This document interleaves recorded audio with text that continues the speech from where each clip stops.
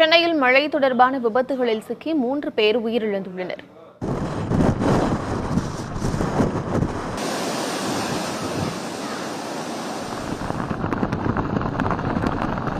பெஞ்சல் புயல் காரணமாக சென்னையில் பல இடங்களில் பலத்த காற்று வீசியது. பிராட்வே பகுதியில் தனியார் வங்கி ஏடிஎம்மில் பணம் எடுக்கச் சென்ற வடமாநில இளைஞர் சந்தன் என்பவர் அங்கிருந்து இரும்பு கம்பியை பிடித்துள்ளார். அதில் அவர் மின்சாரம் தாக்கி பரிதாபமாக உயிரிழந்தார்.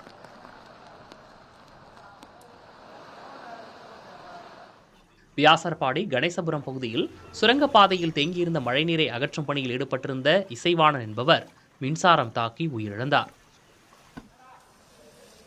வேளச்சேரி விஜயநகர் பகுதியில் சாலையில் நடந்து சென்று கொண்டிருந்த சக்திவேல் என்பவர் மீது அருந்து விழுந்த மின்கம்பு உரசியதில் மின்சாரம் பாய்ந்து உயிரிழந்தார்.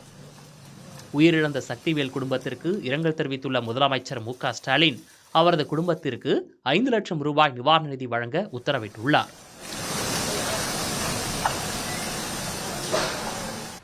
கே நகரில் அத்தியாவசிய பொருட்களை வாங்கச் சென்ற திரைத்துறை கலைஞர் பிரவீன்குமார் என்பவர் மின்சாரம் தாக்கி படுகாயமடைந்தார்.